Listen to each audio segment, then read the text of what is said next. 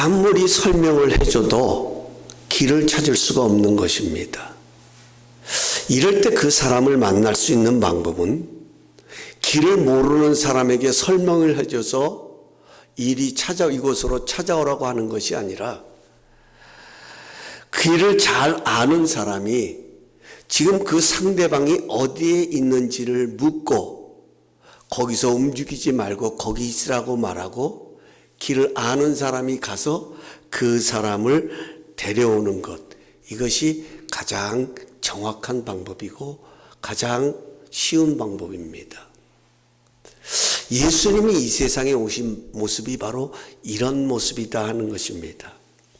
예수님은 길을 잃어버린 인생들에게 참된 길이요 진리요 생명이 되시기 위해서 이 세상에 오신 날이 바로 성탄절입니다. 오늘 본문은 예수님의 탄생이 온 백성들에게 미칠 큰 기쁨의 좋은 소식이라고 천사들이 전하고 있습니다. 왜 예수님의 탄생이 온 백성들에게 미칠 큰 기쁨의 좋은 소식이 되어질까요? 왜 오늘날 예수님의 성탄절을 맞이하면서 많은 사람들이 기뻐하고 그 성탄절을 감사하고 그 성탄을 축복하고 축하하는 이유가 무엇일까요? 첫 번째로 예수님은 우리와 같은 모습으로 잉태한 것이 아니기 때문에 그렇다 하는 겁니다. 만약 예수님께서도 우리와 똑같이 남자와 여자의 관계를 통해 잉태하시고 태어나셨다면 예수님도 죄인의 혈통을 가지고 태어난 것이기에 우리와 다를 바가 없습니다. 하지만 예수님은 성령으로 잉태되셨습니다. 오늘 본문 11절을 보면 오늘 다윗의 동네에 너희를 위하여 구주가 나셨으니 곧 그리스도 주시니라 이렇게 말씀하고 있습니다. 여러분 펜이 있으신 분들은 구주라는 단어에 밑줄을 그시고 그리스도라는 단어에 밑줄을 치시고 주라는 단어에 밑줄을 치십시오. 여기 구주라는 말은 Savior, 구원자, 구속자, 구세주라는 뜻을 담고 있는데 헬라어로는 소테르라는 말입니다. 악과 위험 또는 어려움으로부터 도와주는 사람, 건져내주는 사람, 그들이 그곳에서 나올 수 있도록 안내해주는 사람을 바로 소테르 이런 단어를 씁니다. 예수님은 우리를 구원하시기 오신 구주라는 것입니다. 뿐만 아니라 그리스도라는 말은 보냄을 받은 자라는 뜻입니다. 예수님은 죄와 사망으로부터 우리를 구원하시기 위해서 보내심을 받은 The Lord, 주님이라는 거예요. 주인이다 하시는 이야기입니다. 여러분, 중요한 것은 구원자가 되려면 흠이 없어야 합니다. 소경을 인도하면 어떻게 된다고 성경은 기록하고 있냐면 둘 다 구덩이에 빠진다. 이렇게 기록하고 있습니다. 예수님이 우리의 진정한 구원자가 되시려면 그분은 흠이 없어야 합니다. 그래서 예수님은 초자연적인 성령의 능력으로 잉태하신 것입니다. 성경에 가서 보면 요셉이 마리아를 데려오기 전에는 요셉은 마리아가 잉태된 것을 알고서는 그는 의로운 사람이었기 때문에 마리아와의 관계를 조용히 끊으려고 했습니다. 그런데 성령이 요셉에게 나타나셔서 그에게 마리아가 잉태된 예수에 대하여 이야기하자 요셉은 순종하여서 마리아 데려오기를 두려워하지 않았습니다. 그런데 중요한 것은 마리아를 데려왔지만 예수님이 탄생하시기 전까지 그와 동침하지 아니했더라. 이렇게 성경은 기록하고 있습니다. 뭘 말합니까? 예수님은 온전히 성령으로 잉태되신 분이다 하는 것입니다. 그러기에 그분은 흠이 없으십니다. 깨끗한 물이 더러워진 몸을 깨끗하게 하듯이 흠이 없으신 예수님의 피가 모든 인생을 죄에서 깨끗하게 속량한 것입니다. 그래서 예수님의 탄생은 온 백성에게 미칠 큰 기쁨의 좋은 소식이다 하는 것입니다. 여러분, 병에 걸려 죽어가는 사람에게 당신을 깨끗하게 치료할 수 있는 약이 있습니다. 여러분, 이 말이야말로 가장 큰 기쁨의 소식 아니겠습니까? 사형 선고를 받고 감옥에 갇혀 죽을 날만을 기다리는, 사형이 집행될 날만을 기다리는 사형수에게 당신은 사면되었습니다. 여러분, 이 소식은요, 정말 큰 기쁨의 소식이 아닐 수 없습니다. 예수님은 이 세상을 죄와 어둠에서 건져내기 위해 보내심을 받은 아기 예수로 오셨기 때문에 예수님의 탄생은 온 백성에게 미칠 큰 기쁨의 소식인 것입니다. 두 번째로, 예수님의 탄생이 온 백성에게 미칠 큰 기쁨의 소식이 되는 것은 예수님은 하나님이 우리와 함께 하시기에 오신 임마누엘이기 때문이다 하는 거예요. 다시 말씀드립니다. 예수님은 하나님이 우리와 함께 하시기 위해서 오신 임마누엘이다 하는 것입니다. 여러분, 사람들은 요즘 애완동물들을 많이 기르잖아요. 그래서 뭐 강아지도 기르기도 하고 고양이를 기르기도 하고, 그래서 얼마나 그들을 가족같이 기르냐면 그 고양이한테 나를 아빠, 자신이 아빠인 거예요. 고양이 아빠, 엄마, 삼촌, 뭐 형아, 뭐 이렇게까지 붙여가면서 그렇게까지 사랑합니다. 애착을 갖습니다. 그러나 그렇게 애착을 갖고 그렇게 사랑해도 어느 누구도 내가 개가 되고 싶다고, 강아지가 되고 싶다고, 고양이가 되고 싶다고 말하는 사람은 없습니다. 하나님이 사람이 되셨다는 것, 이거는 엄청난 사건입니다. 하나님이 사람이 되셨다는 것. 여러분, 이렇게까지 낮아질 수 있냐 하는 겁니다. 왜 이렇게 하셨습니까? 우리와 함께 하시기 위해서, 우리의 삶 가운데 함께 하시기 위해서 하나님이 사람이 되셨다. 바꿔서 말하면 하나님이 얼마나 우리를 사랑하시는지, 그 사랑의 증표가 바로 예수님입니다.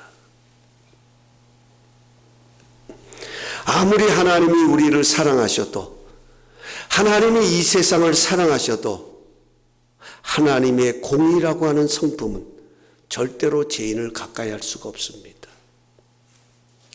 여러분, 검사는요, 죄를 발견하면 그 범인을 반드시 기소해야 합니다. 만약에 그렇게 하지 않으면 직무유기가 되는 거예요. 마찬가지로 하나님의 공의는, 하나님의 공의로우시면 죄를 보면 반드시 심판하셔야 돼요. 이게 하나님의 공의예요. 이것을 이사야는 이렇게 표현합니다. 제가 이사야서 59장 1절 2절을 표준 세번역으로 봉독하겠습니다. 주의 손이 짧아서 구원하지 못하시는 것도 아니고 주의 귀가 어두워서 듣지 못하시는 것도 아니다. 오직 너희 죄악이 너희와 너희 하나님 사이를 갈라놓았고 너희의 죄 때문에 주께서 너희에게서 얼굴을 돌리셔서 너희 말을 듣지 않으실 뿐이다.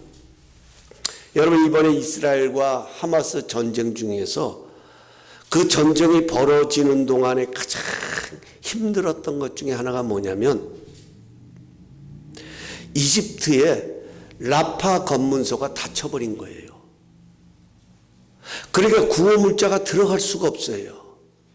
아무리 세계에서 여러 나라에서 어려움 당하는 주민들을 돕기 위해서, 그 국민들을 돕기 위해서 많은 구호 문자를 보냈지만 담이 가로막혀 있기 때문에 들어갈 수가 없다 하는 것입니다. 우리가 아는 것처럼 그 라파엘 검무소가 딱 열리자, 개방되자 한번 열었잖아요. 그냥 구호 물자들이 들어가니까 사람들이 그냥 막 덤벼들고 그 차를 뒤쫓아가고 이런 장면들 보셨을 것입니다. 열리니까 전달할 수 있는 것이죠. 똑같습니다. 아무리 하나님과 소통을 하려고 해도 하나님과 우리 사이에 막힌 담을 허물어야 합니다. 우리를 갈라놓은 죄의 구덩이를 메워야 합니다. 그래야만 하나님께서도 인간들과 함께 하실 수 있습니다. 인간들 편에서도 이 죄의 문제를 해결해야만 하나님께 나아갈 수 있습니다. 예수님께서는 바로 그 죄의 구덩이를 예수님의 피로 메우셔서 그 피를 믿는 자에게는 하나님께서 함께 하실 수 있는 화목제물이 되셨다 하는 것입니다. 여러분, 오해하면 안 돼요. 하나님은 지금도 내가 뭘 잘했기 때문에, 내가 능력이 넘치기 때문에 나와 함께 하시는 것이 아닙니다.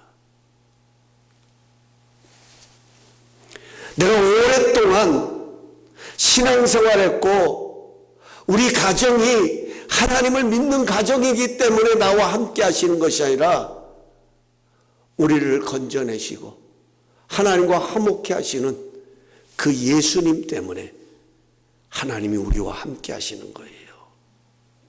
우리도 그 예수님 때문에 하나님께로 나갈 수 있다 하는 것입니다. 그러기에 예수님의 탄생은 분명히 온 백성들에게 미칠 큰 기쁨의 좋은 소식이다 하는 것입니다. 한번 보십시오. 우리 예수님께서 이 땅에 오셔서 가까이 하셨던 사람들이 어떤 사람들입니까? 예수님을 찾아오기도 하고 예수님께서 스스로 그들을 찾아가기도 하시는 이 장면들이 사복음서에 많이 기록되어져 있는데, 그 사람들의 공통적인 것이 무엇입니까?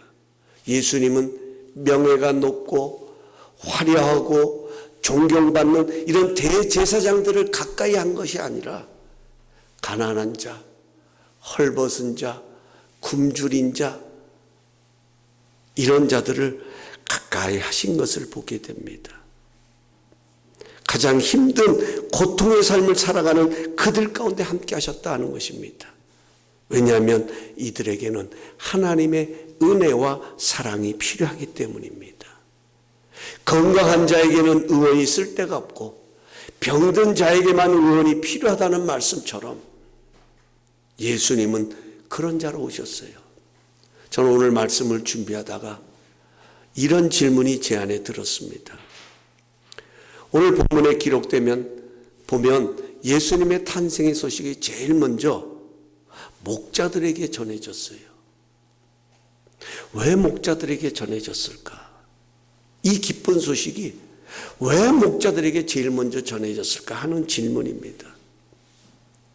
어떤 권력가라든지 어떤 능력자에게 이런 기쁨의 소식, 예수님의 탄생의 소식이 전해졌다면 어쩌면 더 파급적으로 이 소식이 세상으로 퍼져나갔을 수도 있을 것입니다.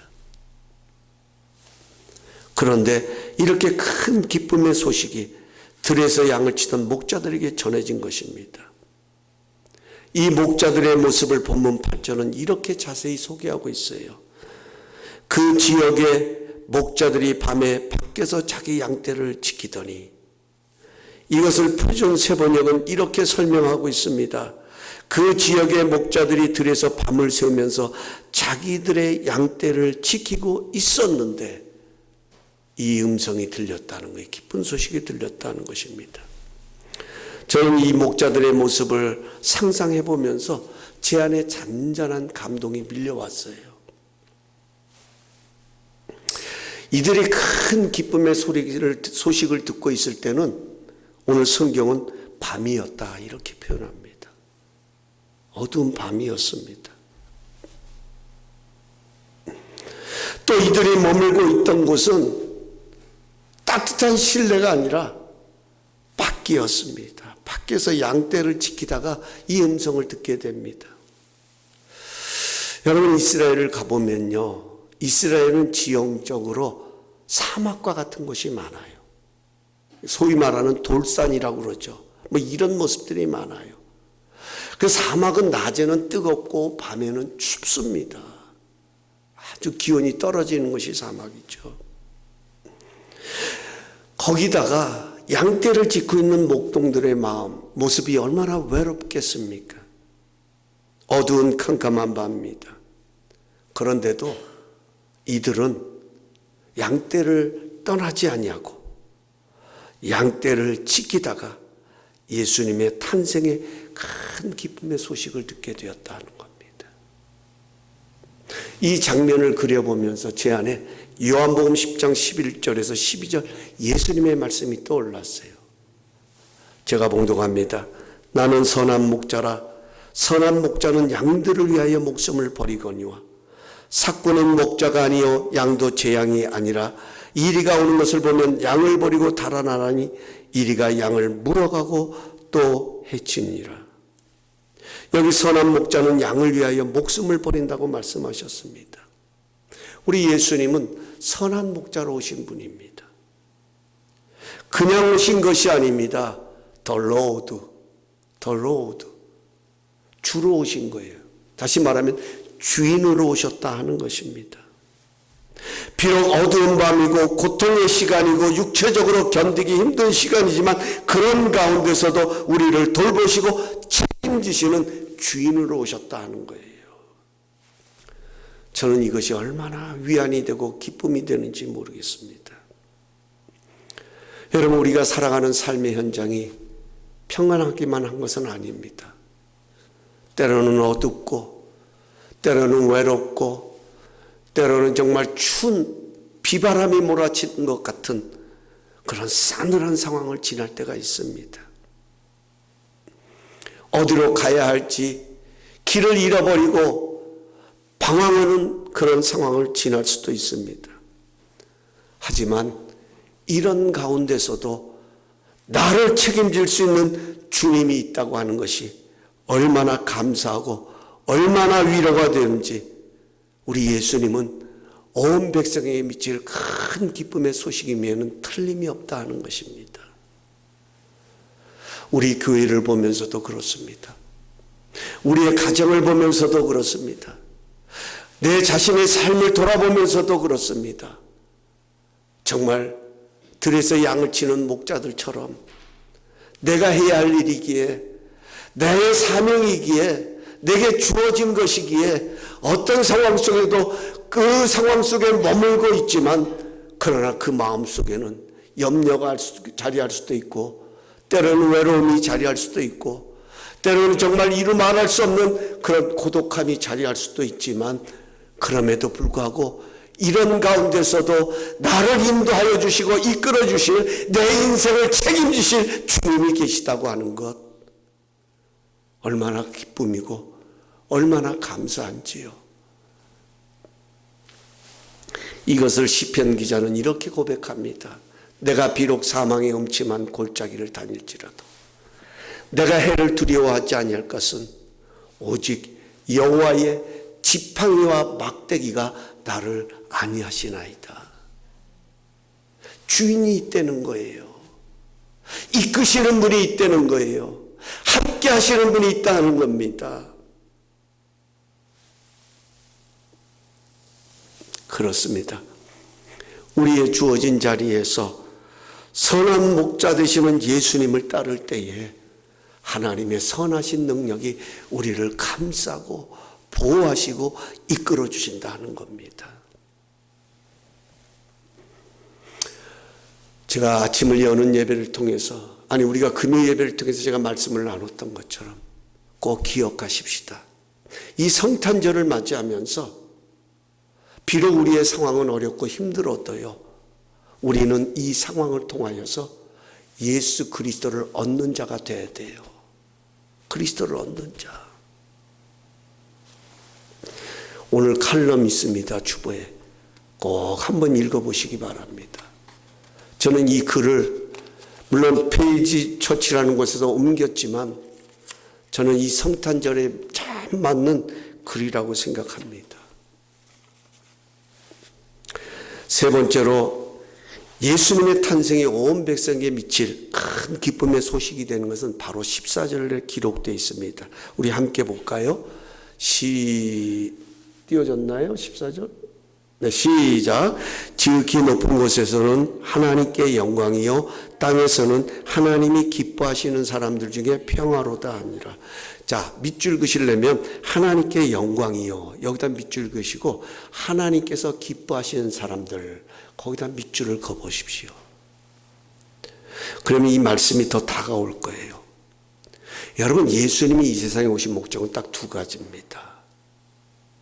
하나는요, 회복과 용서를 이루시기 위해서 오셨어요. 회복과 용서. 또 하나는 사랑과 평안을 위해서 오셨다 하는 겁니다. 사랑과 평안. 예수님은 이 일을 통해서 하나님께 영광이 되고 모든 사람들에게는, 예수를 믿는 자들에게는 평안이 된다 하는 것입니다.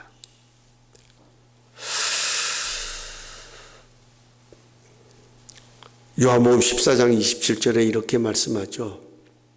평안을 너희에게 끼치노니 나의 평안을 너희에게 주노라. 내가 너희에게 주는 것은 뭐라고 말하냐면 세상이 주는 것과 같지 않다.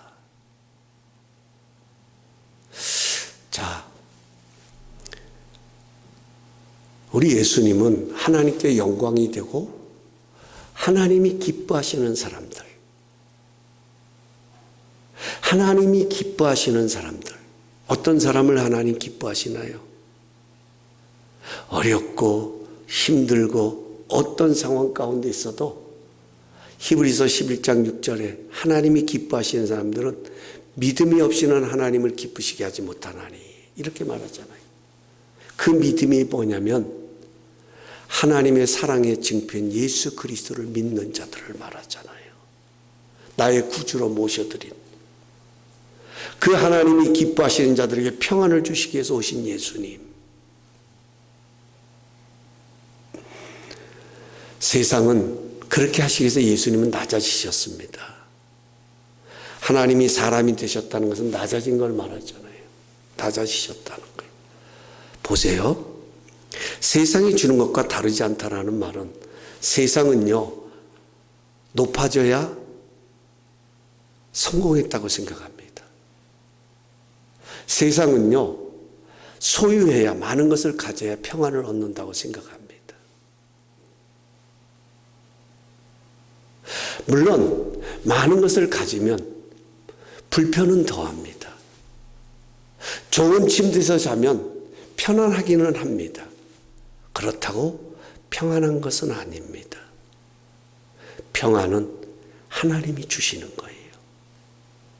하나님이. 오늘도 편안한 침대에 누워 자면서도, 오늘도 좋은 차를 타고 다니면서도 염려와 근심과 두려움에 살아갈 때가 얼마나 많냐는 거예요. 그런데 하나님을 사랑하고 하나님을 믿는 그들에게는 하나님이 주시는 평안이 있다는 겁니다. 그 염려 가운데서도, 그 어려움 가운데서도, 그 모든 상황을 책임져 주시는 그 주님이 나와 함께 하심을 믿을 때에 내 안에 평안이 임하는 거예요. 한 예로 여러분이 이런 생각을 한번 해보셨으면 좋겠습니다.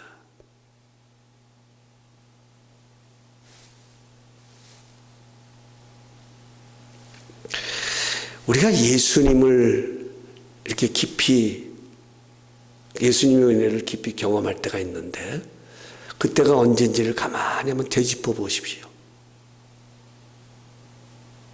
그때는요, 어려울 때입니다. 내가 힘들 때, 가장 절망적일 때, 이루 말할 수 없는 병상에 있을 때 그 주님의 은혜를 경험하면 내 마음에 평안이 임하는 것을 보게 됩니다. 그분이 주시는 평안.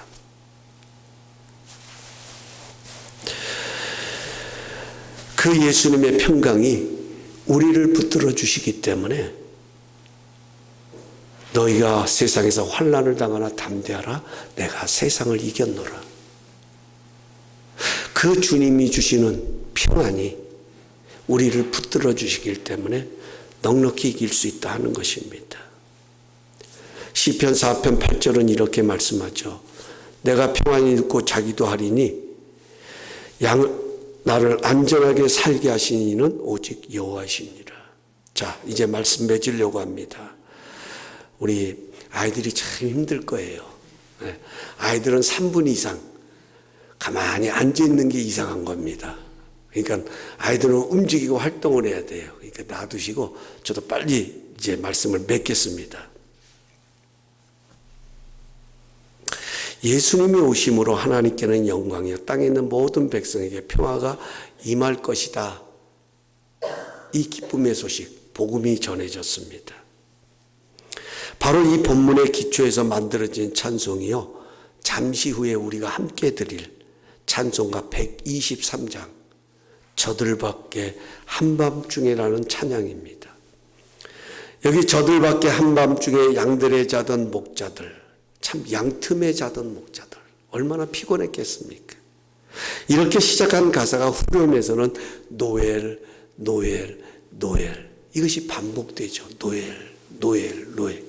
이 노엘이라는 뜻은 여러 가지 의미가 있는데 이게 불어예요. 이제 프랑스어인데 기쁨의 외침 뭐 이런 의미로도 사용되고 여러 가지 의미가 있는데 그 중에서도 가장 의미 있는 의미는요, now well, 좋아질 것이다 하는 의미입니다. now well. 여러분, 우리 주님은 괜찮지 않은 아주 힘든 그 인생 가운데 오셨어요. 그러나 그 주님으로 인하여서 좋아질 것이다. 그 주님 때문에 나아질 것이다. 노엘, 나우엘. 그래서 예수님은 우리의 눈높이에 오신 사랑의 선물이다 하는 것입니다. 주님은 이 세상에 오시기 위하여 낮아지셨습니다. 그리고 우리의 눈높이에 맞춰주신 그 사랑인 겁니다.